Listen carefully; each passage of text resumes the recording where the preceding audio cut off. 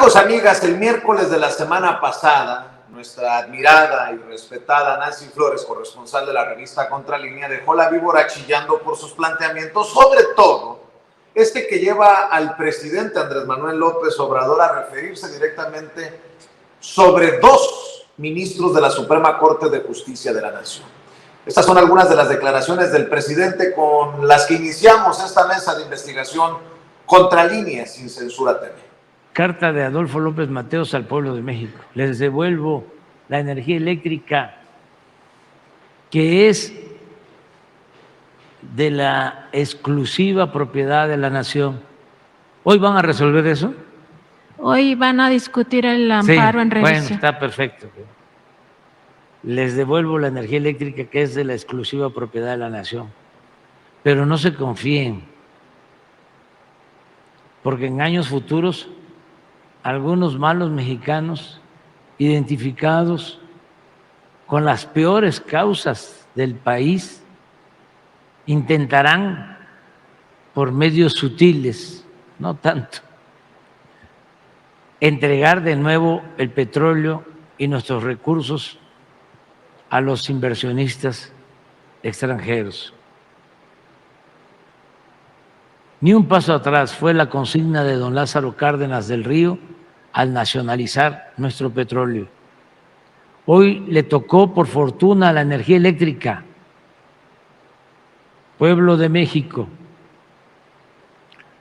los dispenso de toda obediencia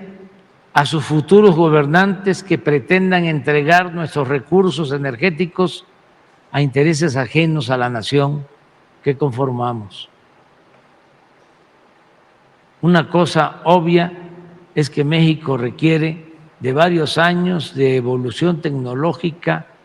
y una eficiencia administrativa para lograr nuestra independencia energética. Sería necio afirmar que México no requiere de la capacidad tecnológica en materia eléctrica y petrolera. Pero para ello, ningún extranjero necesita convertirse en accionista de las empresas públicas para apoyarnos. Solo un traidor entrega su país a los extranjeros. Los mexicanos podemos hacer todo mejor que cualquier otro país.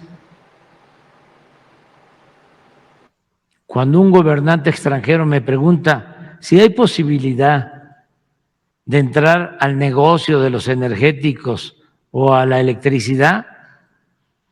le respondo que apenas estamos independizándonos de las invasiones extranjeras que nos vaciaron el país, pero que en tanto los mexicanos sí queremos invertir en el petróleo americano o en su producción de energía eléctrica, por si quieren un socio extranjero. En México la Constitución es muy clara. Los recursos energéticos y los yacimientos petroleros son a perpetuidad propiedad única y exclusiva del pueblo de México, del pueblo mexicano. El resto de las especulaciones al respecto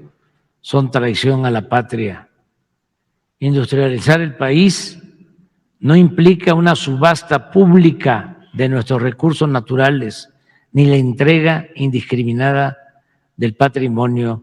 de la patria. Precisamente por esta lectura que hace el presidente la semana pasada, planteamiento de Nancy Flores, y por la entrevista que le realiza para la revista Contralínea la secretaria de Energía, Rocío Nale, es que vamos a hablar sin censura en esta mesa Contralínea sin Censura TV. Querida Nancy, buenas noches, ¿cómo te va? Buenas noches, Vicente. Pues sí, el presidente lee esta carta en referencia a estos dos ministros, Alberto Pérez Dayán y también Luis María Aguilar. Le consultamos el miércoles pasado porque ese día estaba agendado, hay que decirle al público, Vicente, de Sin Censura y de esta mesa de investigación contra líneas sin censura, que ese día, el 27 de septiembre, la segunda sala de la Suprema Corte de Justicia de la Nación iba a discutir la ley eléctrica a partir de un juicio de amparo que interpuso la transnacional francesa Engie. Y pues venía en un sentido pues justamente de traición a la patria, como el propio presidente hace referencia a partir de esta lectura de la carta del entonces presidente Adolfo López Mateos, cuando estaba nacionalizando, dijo, pues los traidores a la patria van a existir en un futuro y van a querer entregar esta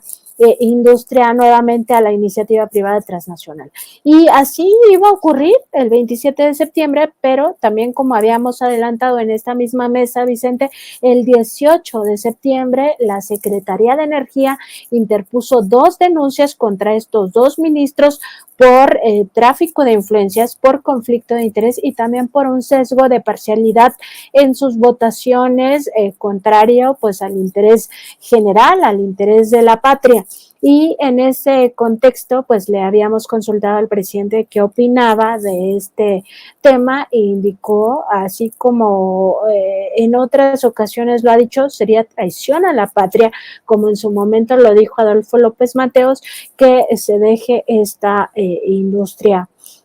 en manos de la iniciativa privada. Y ese día se canceló la discusión precisamente porque ya existen estas 2 denuncias. Una de ellas, como advertíamos la semana pasada, Vicente, se presentó ante la ministra presidenta de la Suprema Corte de Justicia de la Nación, Norma Piña, y la otra ante los integrantes de la segunda sala de la Suprema Corte de Justicia de la Nación, entre quienes no solo están pues Alberto Pérez Dayán y el propio Luis María Aguilar, que estarían en este conflicto de interés por también militar en esta asociación civil llamada Instituto Mexicano del Amparo, sino también participan los ministros Lainez Potisek,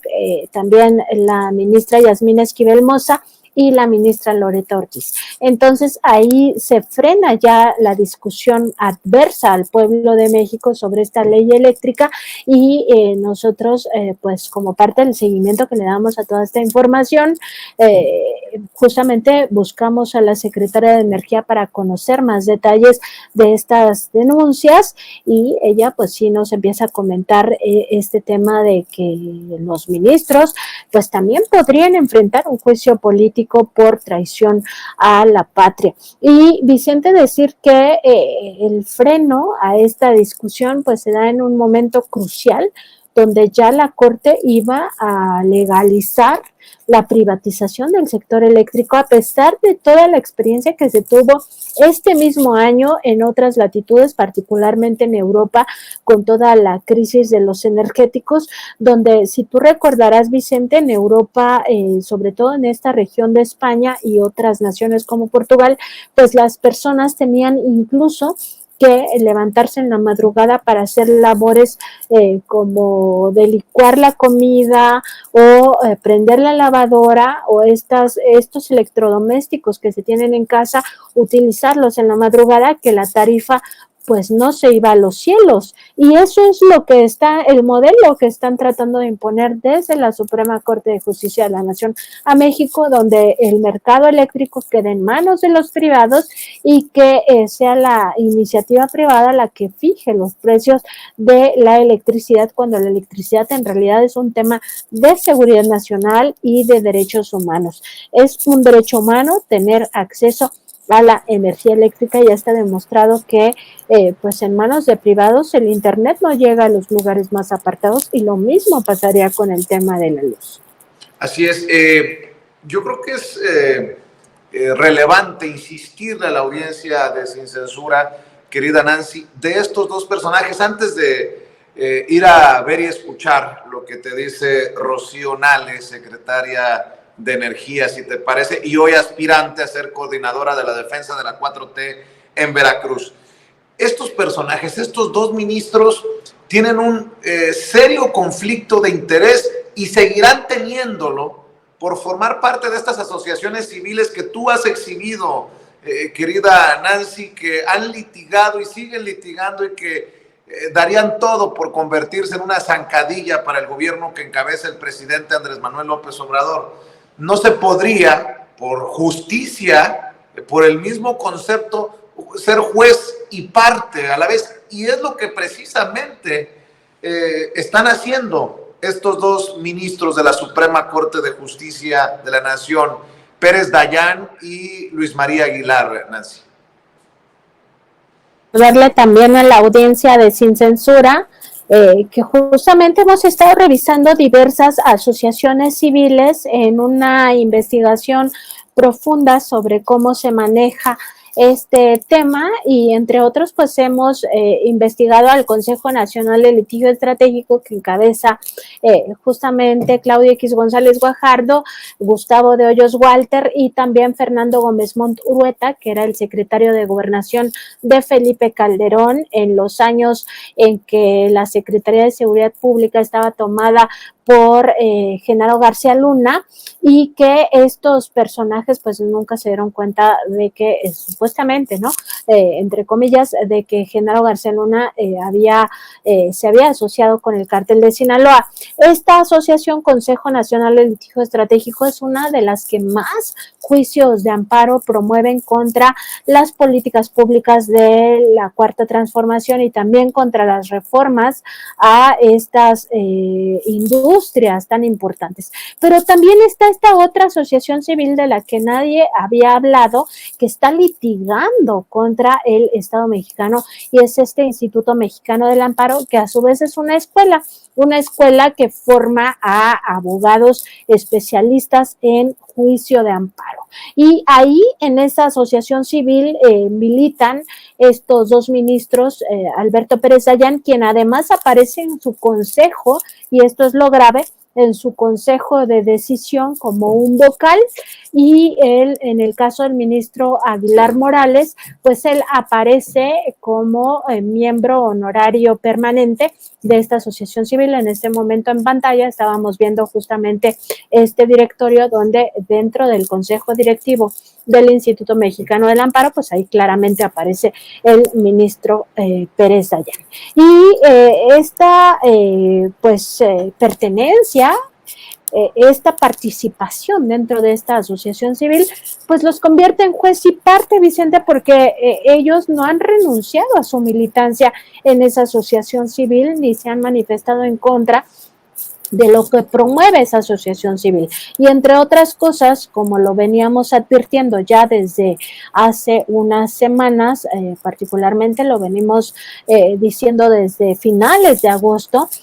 pues este Instituto Mexicano del Amparo se promovió a sí mismo como amigo de la Corte en esta figura del amicus curiae, en una acción de inconstitucionalidad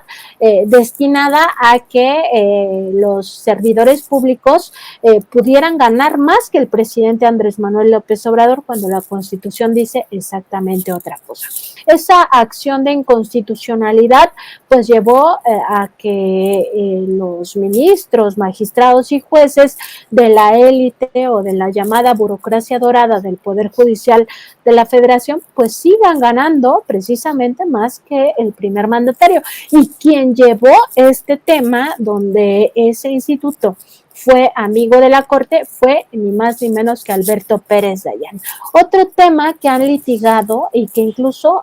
pues pusieron a disposición del público en general el formato con espacios en blanco para nada más llenarle con nombre y apellido, con tu dirección para oír y recibir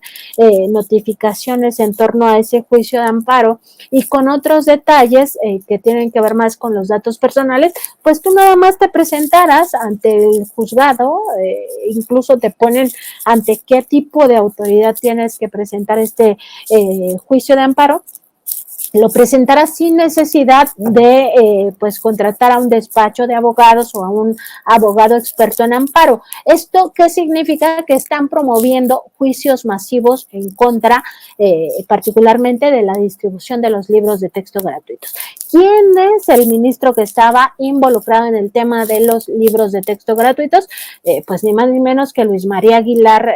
Morales. Este ministro le dio la suspensión provisional a los gobiernos de Chihuahua y de Coahuila para que no distribuyeran estos materiales educativos, y a la fecha pues no ha resuelto en el fondo este asunto. Y en el caso de la ley eléctrica, el Instituto Mexicano del Amparo se manifestó a través de un análisis jurídico para que el Estado perdiera la rectoría del sector eléctrico, del mercado eléctrico. Decía que tenía razón el juzgador que estaba otorgando amparos de forma masiva, lo decía en 2021, a finales de 2021, luego de que se diera esta ley eléctrica, y que algunos jueces empezaron a otorgar amparos a las transnacionales y también a otras asociaciones civiles que litigan contra el Estado mexicano, particularmente en este caso el SEMDA, que es esta asociación civil dedicada al medio ambiente. Y decía en ese momento esta asociación civil, Instituto Mexicano del Amparo, que sí era correcto que se permitiera la participación de la industria transnacional en este tema, y que la nueva ley, entonces nueva ley eléctrica, pues impedía esta participación de privados en el mercado eléctrico, lo cual iba en contra supuestamente de la Constitución. Así venía el sentido del voto de estos dos ministros, y ahí es donde se configura precisamente el presunto conflicto de interés, Vicente, que percibió la Secretaría de Energía, particularmente su unidad jurídica, y por ello presentan estas dos denuncias contra estos dos ministros, pues para que por lo menos se excusen en esta discusión del amparo en revisión de la transnacional ENGIE, y con ello solamente quedarían 3 ministros participando, que serían justamente la ministra Yasmín Esquivel, la ministra Loreta Ortiz y el ministro Lainez Potisek. Ahí serían 2 contra 1, porque se sabe que el sentido de los votos de ambas ministras mujeres pues iría a favor del pueblo de México, es decir, a favor de la ley eléctrica, y que esto sea un asunto de seguridad nacional. Fíjate, mi querida Nancy, que por eso era importante el contexto, revisar este conflicto de interés para el peso de estas declaraciones que son fuertes de Rocío Nale. Vamos a ver y escuchar hablar precisamente a Rocío Nale de esta denuncia por conflicto de interés, tráfico de influencias y un sesgo en la aplicación de la justicia. Vamos a ver y escuchar a la secretaria de Energía. Sí. Hizo la denuncia, fue denuncia contra los dos magistrados por conflicto de interés, tráfico de influencia y un sesgo, pues, un sesgo parcial en la aplicación de la justicia. Entonces, qué bueno que se bajó el tema, y a esos dos ministros deben de separarse para participar en el tema de los amparos de la industria eléctrica. No es posible que un magistrado, más bien dicho, un ministro de la Corte, pertenezca a alguna asociación civil o algún otro ente de aplicación de justicia cuando se convierten en juez y parte. Eso no puede ser. Entonces la Secretaría de Energía va a insistir en el tema y vamos a darle seguimiento puntual. Mi querida Nancy, no va a pasar, vamos a decirlo así. Va a ser muy difícil que se baje de la discusión a estos dos ministros, entendiendo cómo está funcionando la Corte, pero ahí está el presidente y ahí está la mismísima Rocío Nale, secretaria de Energía, hablando pues exhibiendo una vez más estas formas de la Corte, ¿no? Sí, Vicente, y yo creo que son dos asuntos que caminan en vías distintas. Una de las denuncias fue presentada directamente ante la ministra presidenta Norma Piña, que ya sabemos y ha dado declaraciones ante magistrados, ante jueces, ante los propios ministros de la Corte, diciéndoles que tienen independencia, pero prácticamente una independencia para robarle al pueblo de México, una independencia para cometer cualquier tipo de tropelías, entre ellas estar dejando en libertad a delincuentes de cuello blanco y a delincuentes del crimen organizado, que es algo de todos los días vemos como la Corte o los propios jueces magistrados pues dictaminan estos robos, ¿no?, en pandilla, o que quienes los cometen queden libres, que salgan de la cárcel. Entonces, esa denuncia particularmente pienso que no va a tener mucho futuro, porque la ministra presidenta pues lo que ha generado es impunidad para jueces, magistrados y ministros que caen en hechos de presunta corrupción. Y en este caso estamos hablando de ilícitos que forman parte del catálogo de los delitos relacionados con la corrupción, que son precisamente el tráfico de influencias y el conflicto de interés, ¿no? Estos delitos de corrupción, pues evidentemente contarían con la impunidad con la que han contado jueces, magistrados y ministros desde que Norma Piña asumió la presidencia de la Suprema Corte de Justicia de la Nación. Pero donde camina de forma distinta la otra denuncia de la Secretaría de Energía es en la segunda sala. ¿Y por qué? Pues porque básicamente la decisión va a quedar en 3 de los ministros que conforman esta sala, en Lainez Potisek, en la ministra Yasmín Esquivel y en la ministra Loreta Ortiz, porque no puede ser que dentro de los parámetros éticos y también de los principios de la propia Corte, si a uno de los ministros, en este caso son 2, les están acusando de esto para que se excusen, pues que ellos sean juez y parte también en esa discusión, ¿me entiendes? O sea, no tendría lógica que ellos sean más Lainez Potisek quienes decían que sí van a participar, o de qué estamos hablando en este tema de la Corte. O sea, ya sería una cosa de conflicto de interés tras conflicto de interés tras conflicto de interés, como en su momento lo fue el tema de los sueldos y salarios, ¿no? Que ellos mismos, siendo ministros y ministras de la Corte, pues votan por ganar más que el presidente de la República, lo cual ya entrañaba en sí un conflicto de interés. Pero si a eso le sumas que la acción de inconstitucionalidad, quien determinó cómo vendría el sentido de esta sentencia, pues fue Alberto Pérez Dayán, que estaba involucrado con este Instituto Mexicano del Amparo, que fue amigo de la Corte para este mismo tema, pues ya le sumas otro conflicto de interés adicional. Entonces es una cosa de no creerse, de cuento de nunca jamás, donde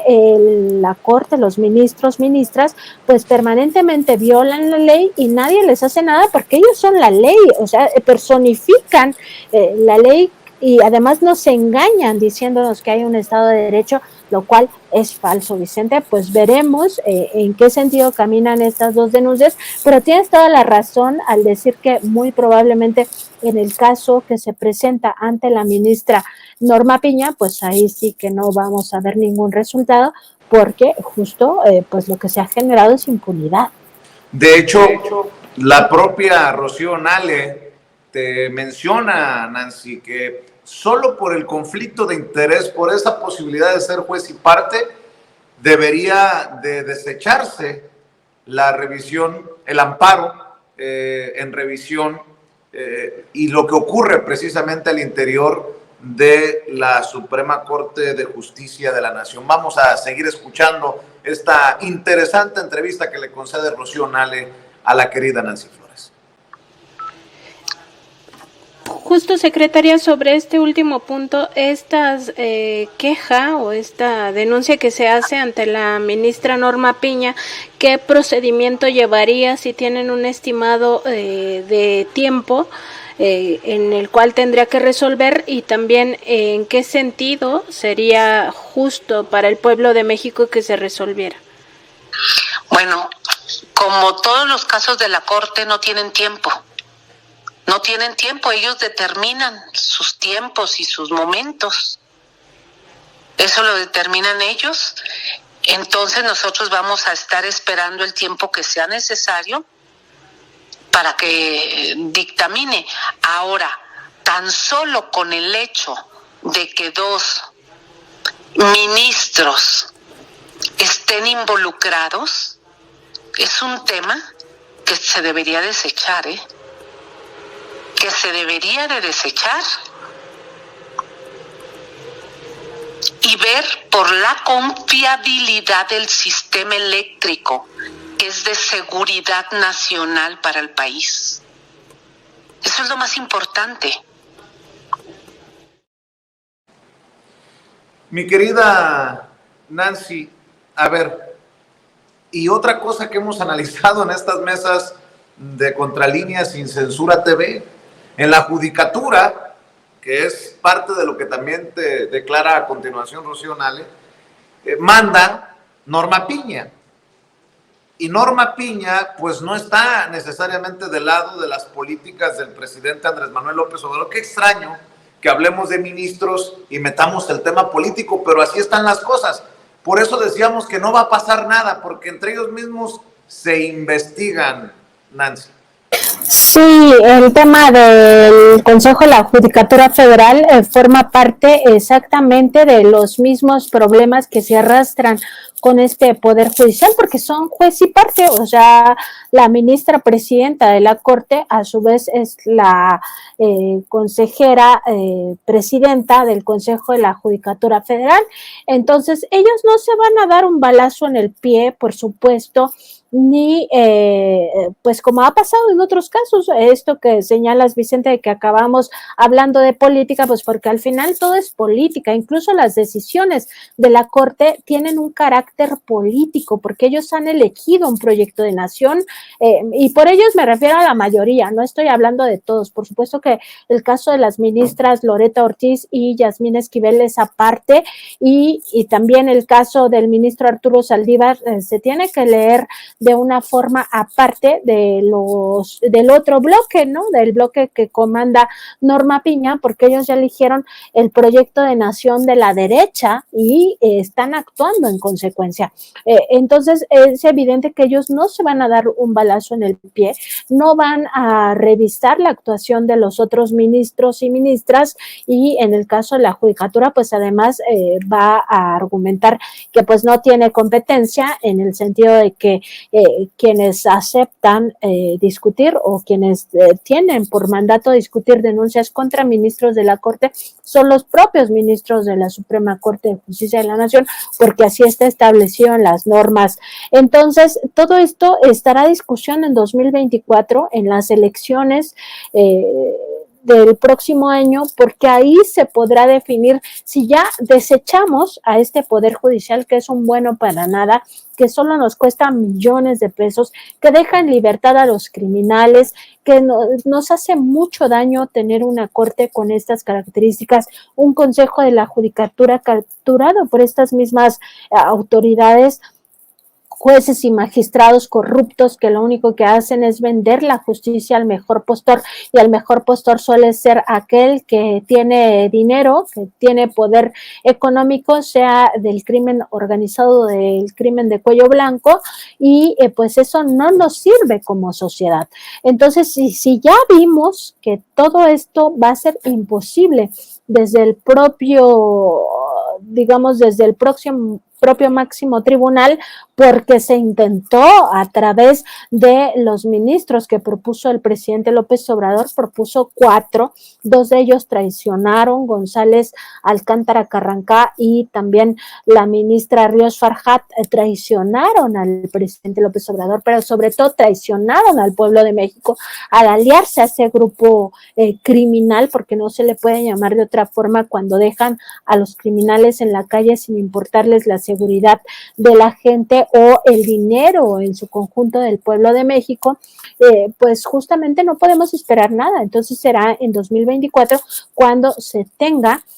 que decidir en las urnas que se quiere una reforma al Poder Judicial, y esa reforma necesita a fuerza mayoría calificada en Senado y en Cámara de Diputados. Y eso lo único que significa, Vicente, en los hechos es que tiene que ser una votación copiosa,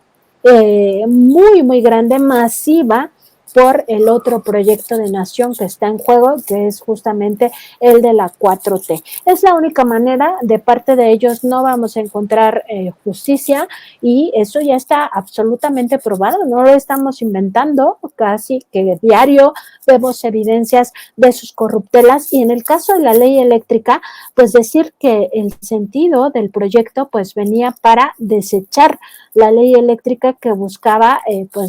tener al sector como un sector prioritario, como un sector estratégico y al mismo tiempo como un tema de seguridad nacional y de derechos humanos, que el Estado mexicano esté en la rectoría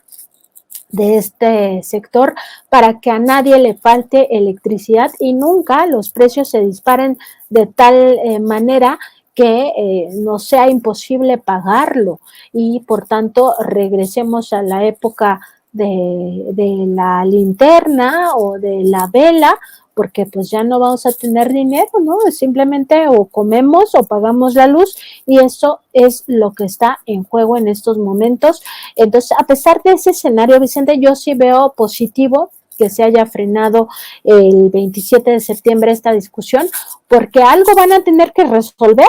y van a tener que darle la cara al pueblo, y el pueblo va a tener más elementos para determinar cuál es el futuro de estos juzgadores que están pues ya no en una Suprema Corte de Justicia de la Nación, sino en una Suprema Corte de Injusticia. Pero aquí lo que les pone nerviosos es hablar de juicio político, y ese es un tema también que abordas con Rocío Nale. Vamos a ver y escuchar. Bueno, son denuncias, o sea, lo que presentamos fueron denuncias, y el Consejo de la Judicatura tendría que intervenir hasta en función de ética y de principios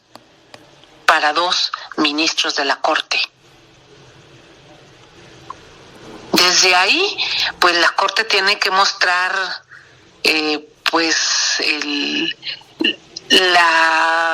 la congruencia. Imagínate, todo el país pues es nuestro sistema de justicia, es la balanza, y pues en este caso queda una evidencia terrible. Es prácticamente para que el Consejo de la Judicatura prácticamente pues los lleváramos a juicio político, tuvieran que abandonar el cargo. Están en un conflicto de interés terrible, actuando en contra del Estado mexicano, porque al momento en que ellos están en una asociación de amparo, litigando contra el gobierno, cuando ellos son parte del gobierno, inmediatamente ellos deben de ser destituidos. Caen hasta en traición a la patria. Esto es importante porque les ha dolido, les dolerá y les seguirá doliendo cuando se habla de traición a la patria, algo que hasta llevó a muchos desde la trinchera política a denunciar y a entablar procesos legales. No sé si te acuerdas, precisamente después de aquella votación sobre la ley eléctrica en la Cámara de Diputados, sobre todo, Nancy. Así es, Vicente, y decir pues que en esta lucha de los proyectos de nación, pues quienes han litigado contra esta ley eléctrica no solo son los propios ministros o este Instituto Mexicano del Amparo, sino también otras asociaciones civiles y por supuesto todo el tema que tiene que ver con los medios de comunicación. O sea, no solo es que el PAN, el PRI, el PRD hayan votado en contra de la ley eléctrica, incluso creo también Movimiento Ciudadano, eso lo confirmamos en un momento que haga una búsqueda rápida, pero también los medios de comunicación, Vicente, esto se ha litigado en contra del pueblo de México y como dice la secretaria de Energía y coincide precisamente con esta lectura de la carta del presidente López Obrador de llamar traidores a la patria a aquellos que actúan pues en perjuicio de las mayorías y que actúan en perjuicio de la propia seguridad nacional del país, porque no es cualquier cosa, Vicente. Cuando se va la luz de forma masiva, que hay un apagón, digamos, en toda una ciudad, incluso en una sola colonia, te genera un tema de seguridad nacional, porque los hospitales, sobre todo, estas áreas estratégicas, por ejemplo, las empresas como incluso la industria privada, pero me refiero a empresas como Petróleos Mexicanos, que un día se quedan sin energía, significa incluso muerte de personas. De eso estamos hablando, Vicente, cuando hablamos de que es un tema de seguridad nacional. Si se queda toda un área o una colonia o una región sin electricidad, empiezan los problemas incluso de alimentación. La alimentación se empieza a podrir, todo lo que es perecedero se echa a perder. Entonces, no es cualquier tema. Los hospitales no pueden trabajar sin luz. Las plantas de autogeneración no dan para sostener una ciudad bajo este tipo de circunstancias. Recordar que apenas en el tema de la frontera sur, todo este asunto que también inflaron los medios de que había llegado el cártel de Sinaloa y había tomado esta parte de la frontera con Guatemala, pues lo primero que hicieron fue cortar la luz y la urgencia del Estado mexicano era reactivar la luz, porque eso te mete en un asunto incluso de vida o muerte. Ese es, digamos, lo que está en juego también aquí, Vicente. Precisamente vamos a escuchar a Rocío Nale hablar de la importancia de la ley eléctrica en esta penúltima segmento que nos has compartido para la audiencia de Sin Censura, Nancy. Lo que está en juego en la ley en este tema de electricidad es el mercado eléctrico nacional. Somos 48 millones de usuarios a los que la CFE les suministra electricidad, aparte de todos los industriales. Entonces, las grandes empresas transnacionales y privados en otras partes del mundo han entrado a apoderarse de los mercados. Voy a poner el caso específico de Europa, donde resultó pues terrible porque cuando hay una variación en el precio de la materia prima, los mercados fijan cuotas y este es un suministro básico que está considerado de derecho humano. La electricidad es un derecho humano. Entonces, al momento que se pone en la mesa para que privados o particulares sean los que manejen el mercado eléctrico, sean los que controlen el mercado eléctrico, pues automáticamente la población, los ciudadanos, quedamos en manos de un mercado voraz. El Estado, en todos los países del mundo, el Estado, los gobiernos ya están interviniendo. Unos en forma muy radical. Aquí en México, nosotros tenemos afortunadamente a la CFE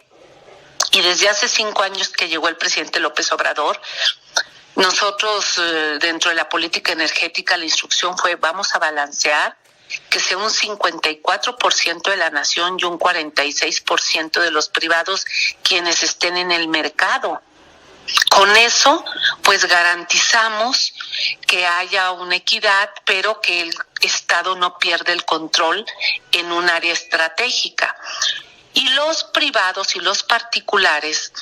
están en amparos porque a ellos no les importa más que el negocio. Metieron una serie de amparos, sobre todo por las energías intermitentes, que dada la facultad de la Secretaría de Energía, porque es una facultad de la Secretaría de Energía, nosotros propusimos cambiar el orden del despacho para primero despachar la electricidad limpia, constante y económica y la más barata, que es la hidroeléctrica. Después la nuclear. Nosotros tenemos que despachar la nuclear, esa no se puede parar y también es energía limpia. Después vienen los ciclos combinados de gas, porque hay que tener la seguridad de que la electricidad es constante.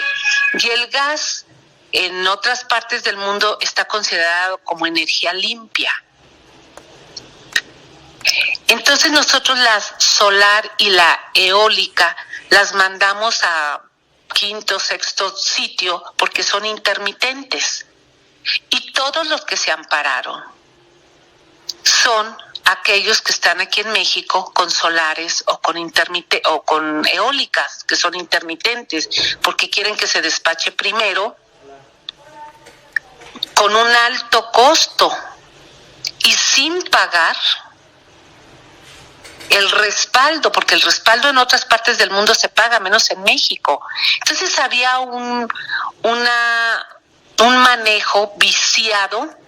en perjuicio de los mexicanos. Y la Secretaría de Energía actuó con responsabilidad que apego como gobierno para velar por los ciudadanos y garantizar en todo momento que hay electricidad, pues para toda la nación. Y eso pues lo deben de entender los ministros. Y si no lo entienden los ministros, que yo sé que sí hay ministras que le entienden al tema, y si no lo pudieran entender, pues estamos aquí para explicárselos. Pero si en consecuencia vemos a dos ministros que están en una asociación civil haciendo trabajo para denunciar al Estado mexicano, pues eso es traición a la patria, conflicto de interés, falta de ética. No pueden ser ministros. Por eso es la denuncia.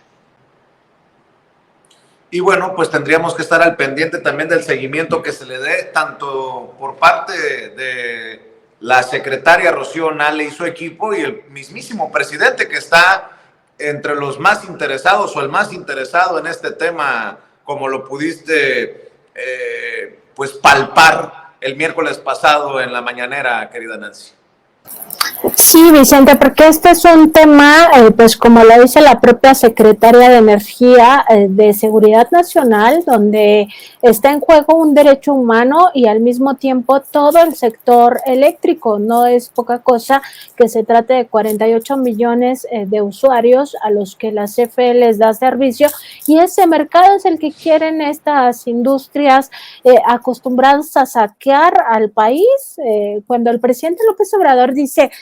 que México era un botín de unos cuantos, o que estaban acostumbrados a creerse los dueños del país, pues es precisamente por estos asuntos, por estos temas. En este caso nos dice la Secretaria de Energía, nos va aclarando cómo es que se fija esta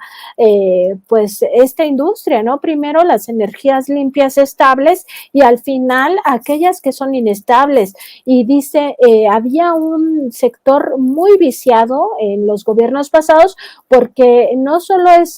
que sean energías inestables, sino que además no pagan por el respaldo, o sea, ni siquiera quieren pagar eso, quieren ser las primeras y entonces que el costo lo tenga el pueblo de México. Pues eso ya no se vale, eso no se puede, nunca debió de haberse dado este tipo de fenómenos donde sistemáticamente se perdía dinero del pueblo. Ocurría pues porque a esos niveles llegó el neoliberalismo, ¿no? Entonces sí, es un momento crucial para este asunto y sobre todo decir, Vicente, que sí es un tema que le atañe directamente al presidente López Obrador, que ha estado muy enterado de estos asuntos, porque es una reforma que garantiza la consolidación de una de las industrias que más le interesa, que es la industria eléctrica. Recordar que incluso por este mismo tema del cambio en la normativa, Iberdrola hizo todo un drama en nuestro país, al grado de que se le compraron las plantas. El gobierno del presidente López Obrador adquirió las plantas de generación de energía de Iberdrola, y los medios de comunicación que en un principio decían las plantas de Iberdrola como un ejemplo de esta industria privada son de energía limpia, ¿no? Hay que dejarles que participen. Bueno, cuando el gobierno de México compra estas plantas, empiezan a decir esos mismos medios de comunicación meses o un par de años después que no, que esas plantas eran chatarra, que se estaba comprando chatarra, que además eran plantas de energía sucia. O sea, el discurso también mediático, Vicente, que ha acompañado este saqueo es terrible. La traición de los medios corporativos hacia el pueblo de México es muy, muy terrible también, y hay que tenerla siempre en consideración, porque pues nos va definiendo también de qué lado se encuentra este tipo de periodismo basura. Sin duda un periodismo que yo creo ya ni deberíamos de llamarle periodismo, porque en realidad atiende a intereses de la oligarquía que ha dominado este país pues en los 36 años previos a la llegada del presidente López Obrador, que impulsaron pues prácticamente fraudes electorales, y que al final pues acaban siempre privilegiando los intereses de privados por encima del gran interés nacional y de las mayorías de este pueblo mexicano, que son las mayorías vulnerables. Ya que estás hablando del periodismo basura, se me viene a la mente en un día como hoy, hay que decirlo fuerte, claro, Nancy, desde nuestras trincheras, que el 2 de octubre no se olvida.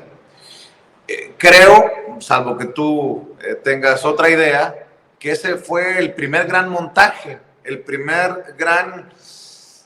amaciato de un gobierno con los medios de comunicación para mover la narrativa, o de plano apostar por la mentira luego de lo ocurrido contra los estudiantes en Tlatelolco.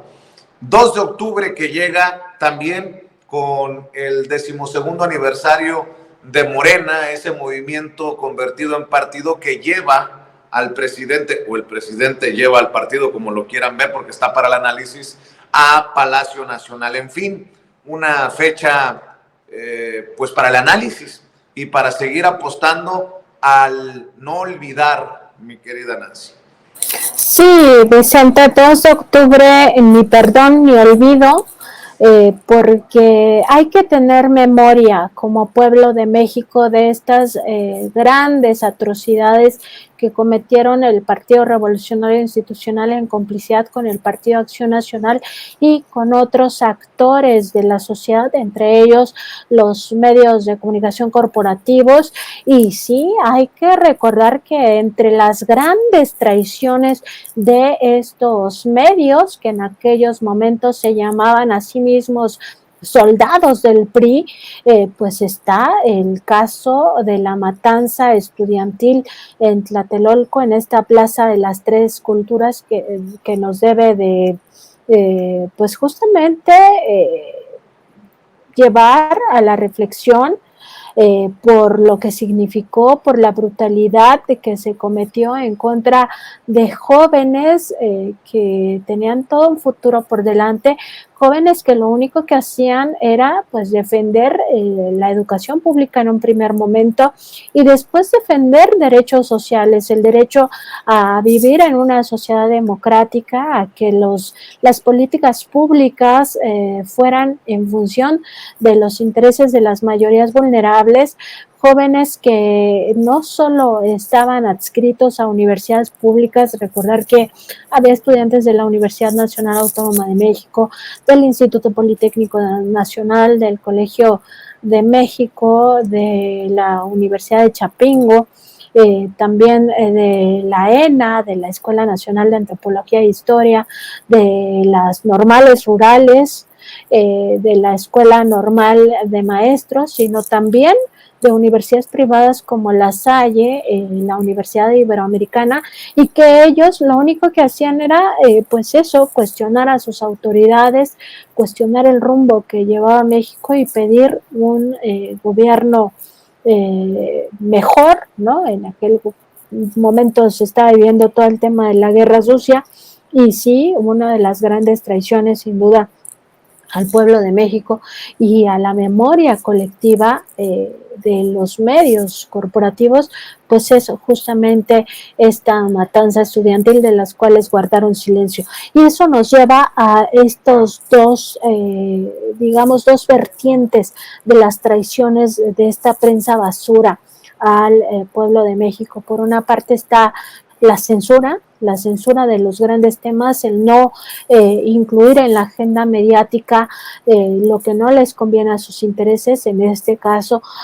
pues haber omitido siquiera la información de esa matanza estudiantil en la mayoría de los medios, salvo uno, en lo cual te hace una regla, por supuesto, la excepción hace la regla, hay que recordarlo, y la otra vertiente que tiene que ver con lo que ya mencionabas, Vicente, de el fraude a partir de la mentira, esta tergiversación intencionada de la realidad, como lo que se conoce ya conceptualmente como la posverdad, que es tomar parte de la realidad pero tergiversarla de forma deliberada para crear una narrativa que no es real, una narrativa basada en mentiras o en medias verdades. Y eso nos lleva a ver cómo se criminalizó en esos medios de comunicación a los estudiantes, a los jóvenes estudiantes, y recordar, por supuesto, siempre que esa matanza del 2 de octubre pues cobró la vida de más de 350 personas, la mayoría de ellos jóvenes, estudiantes con un futuro por delante, cobró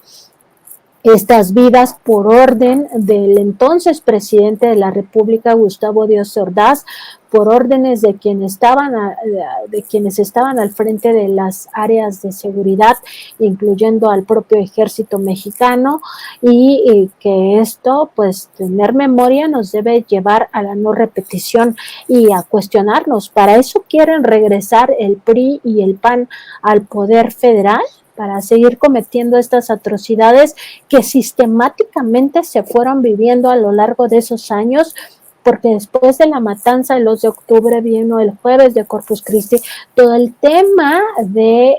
la guerra sucia con Salinas, continuaron las masacres, después con Cedillo pues viene todo el tema de Acteal, Aguas Blancas, el Charco, el Bosque, todas esas otras masacres, la violencia que se vivió en el sexenio de Vicente Fox, ya no se diga todo el tema de la supuesta guerra contra el narcotráfico, que ahora sabemos que fue una guerra para posicionar al cártel de Sinaloa, una guerra para distraer al pueblo de México en la violencia, justicia, que ya no se estuviera exigiendo justicia por el fraude electoral, que al mismo tiempo posicionó a los cárteles mexicanos como los proveedores de droga en los mercados internacionales. Y después viene el tema, por ejemplo, de Ayotzinapa, Tlatlaya y otros del gobierno de Enrique Peña Nieto. Esos son el PRI y el PAN en el gobierno, y pues debemos de tener esta memoria colectiva, memoria social, memoria individual de nuestra historia reciente, porque así tomaremos mejores decisiones y honraremos sobre todo a las víctimas de todas esas atrocidades. Sin duda un gran tema en este asunto del 2 de octubre es precisamente la impunidad. Muchos de esos crímenes de lesa humanidad han quedado impunes. Decir que los presidentes desde Díaz Ordaz hasta la fecha, ninguno ha parado en la cárcel a pesar de todas pues sus atrocidades cometidas, violaciones graves a derechos humanos que nunca prescriben, pero que finalmente pues estos personajes han permanecido impunes. Y nada más para cerrar, Nancy, aquí pensando en el 2 de octubre, México es uno antes y después de ese 2 de octubre de 1968, y por esas razones político-pedagógicas de las que habla el presidente Andrés Manuel López Obrador, hay que seguir apostándoles desde pues, de cada una de nuestras trincheras para que no se olvide y para que se entienda el papel de esa lucha social después también de la matanza en Tlatelolco, porque algunos de los importantes líderes políticos y sociales siguen presentes hoy en día. Se me viene solo a la mente, nada más como ejemplo, Pablo Gómez, el hoy titular de la Unidad de Inteligencia Financiera, que sale precisamente de ese movimiento, y hoy la propia Claudia Sheinbaum se dice hija del 68 por el papel que también llegaron a jugar sus padres en ese movimiento estudiantil. Así que tan presente, cada vez más presente el 2 de octubre, querida Nancy. Sí, sin duda, Vicente, y vi un fragmento del discurso de Claudia Sheinbaum de hoy a propósito de este 12 aniversario de Movimiento Regeneración Nacional, y ella decía que no es gratuito que sea este día cuando se inició también el movimiento de transformación, sino que fue pues también una decisión consciente para tener y generar esta memoria colectiva. Es muy importante que se vea de una parte y de otra también cómo se abordan estas atrocidades, porque pues del lado del PRI yo no he escuchado hoy a ningún liderazgo condenar eso, no he escuchado a Xóchitl Gálvez condenar el 2 de octubre, tampoco prometer, aunque sabemos que sería falso, que habrá justicia, ¿no?, en estos crímenes del PRI y del PAN en el gobierno, y tampoco a Claudio X ni a nadie de estos, porque lo que menos les interesa es que tengamos memoria. O sea, lo que ellos quieren es que seamos personas manipulables, que con discursos falsos, también con hechos que se nos ocultan de forma sistemática por estos medios de comunicación, que nunca seamos conscientes ni de nuestras decisiones, ni tampoco de todo el tema que tiene que ver con el futuro que vamos a tener en este país. Entonces sí es importante reconocer que ese es un dolor que cargamos incluso aquellos que no habíamos nacido en aquellos momentos, que es un dolor que debemos de hacer nuestro, que tener memoria implica también exigir la no repetición y el cese de la impunidad, y que hay que seguir luchando por tener un país justo y un gobierno que no termine masacrándonos como lo hicieron en su momento el PRI y el PAN. Querida Nancy, ¿por qué no cerramos esta conversación, este diálogo, al menos por hoy, solo por hoy, con lo de siempre? La invitación para la audiencia diferente e inteligente de Sin Censura para que respalde los esfuerzos que realizan ustedes, que realizas tú en otras plataformas, en otras trincheras. Como siempre, Vicente, te agradecemos este espacio y también aprovechamos para invitar a tu audiencia a que también se sume a la audiencia de Contralínea. Estamos de lunes a viernes a las 10 de la mañana por YouTube y Facebook, y en estas redes, además de Spotify, Apple Podcast y iVoox, ahí estamos como Contralínea Audio, y en YouTube, Facebook, Twitter, Instagram y TikTok como Contralínea. Los invitamos a que se suscriban a estas redes y también a que nos vean en nuestra mesa de contradebate a la 1 de la tarde, lunes, miércoles y viernes por YouTube y Facebook, y aquí por supuesto en el canal de Sin Censura de lunes a viernes a las 8 de la noche. Y pues nada, Vicente, siempre es un gusto platicar contigo sobre todos estos temas que tenemos que tener en la agenda y romper también el cerco mediático, porque mucho de esto pues no trasciende a la prensa convencional, a la prensa autoritaria, hay que decirlo, y también traidora, ¿no? Prensa traidora al pueblo de México. Pues nunca más, mi querida Nancy, mientras nosotros tengamos las trincheras de Contralínea, de Sin Censura. Y te mando un abrazo, salúdame por favor a Miguel Vadillo, director de la revista Contralínea, quien seguramente ya está listo para entrarle a hablar sin censura mañana en esta mesa Contralínea Sin Censura TV. Que pases excelente noche, querida Nancy. Buenas noches, Vicente, a ti, a la audiencia. Por supuesto, transmito el mensaje y pues siempre es un placer estar aquí en Sin Censura. Que pasen todos buenas noches. Muchas gracias. Gracias, Nancy Flores, corresponsal de la revista Contralínea, en otra mesa, Contralínea Sin Censura TV. Ya regresa el próximo miércoles. Mañana, el maestro Miguel Vadillo. Aquí todos somos Sin Censura. Avanzamos.